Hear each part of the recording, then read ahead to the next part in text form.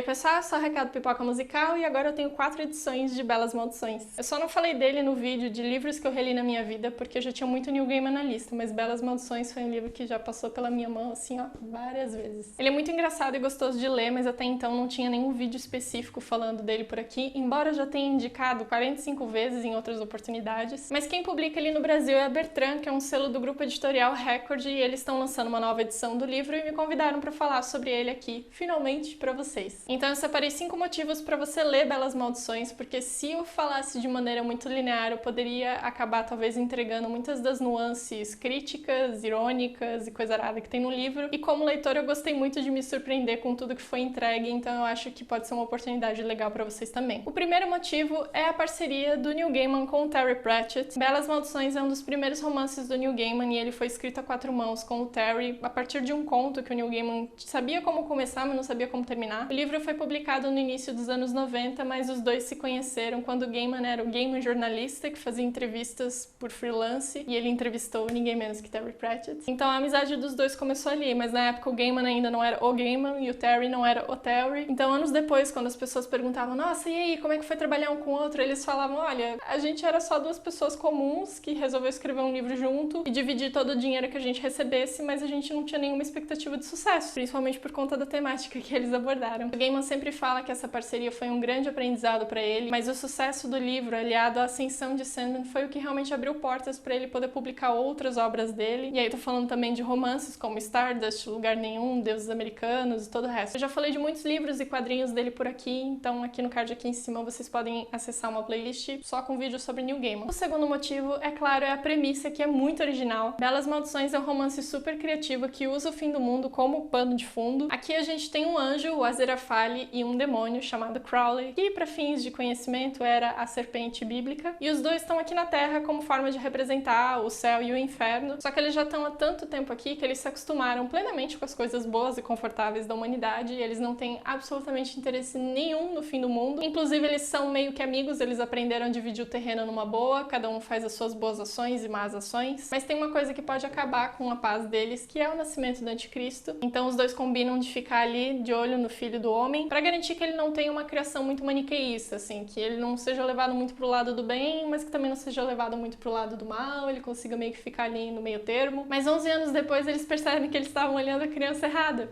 O verdadeiro anticristo ainda está solto por aí, é um molequinho de 11 anos que eles não sabem onde tá, e eles precisam encontrar essa criança para tentar parar o fim do mundo. Os dois são extremamente preguiçosos, mas eles são muito engraçados juntos, definitivamente eles são as estrelas do livro. Ver a dinâmica do bem e o mal, anjo e demônio trabalhando junto, assim, é muito divertido. O terceiro motivo são as profecias da Agnes. Aqui no subtítulo vocês podem ver as justas e precisas profecias de Agnes Nutter. Quem foi Agnes? Ela foi uma bruxa que viveu ali por volta de 1600 e pouquinho, e ela lançou um livro na época que foi muito mal de vendas, e era um livro de profecias, mas com o passar do tempo as pessoas viram que as profecias dela eram muito corretas. O problema é que muitas vezes as profecias dela eram tão confusas que ninguém conseguia decifrar ela a tempo, as pessoas só sabiam que ela estava certa quando olhavam para a situação, tipo em retrospecto, assim, você olha e fala, ah tá, então era disso que ela estava falando. O que, convenhamos, não é muito útil. Uma cópia desse livro dela sobreviveu, foi passado de geração a geração, até cair nas mãos de uma das descendentes dela, a Anatema, que é uma das personagens desse livro, e essas descendentes todas sempre trabalharam muito em cima para poder decifrar as profecias a tempo. E claro que toda essa confusão do anticristo, de anjo e demônio, tava tudo ali dentro. Mas antes que eu me esqueça, sabe como que a Agnes morreu? Queimada, lógico, né, como a maioria das bruxas na época. Só que, como ela sabia que ela ia morrer queimada, ela foi pra fogueira cheia de explosivos debaixo da saia. Então, quando o fogo chegou nela, ela explodiu a vila inteira, inclusive os carrascos dela.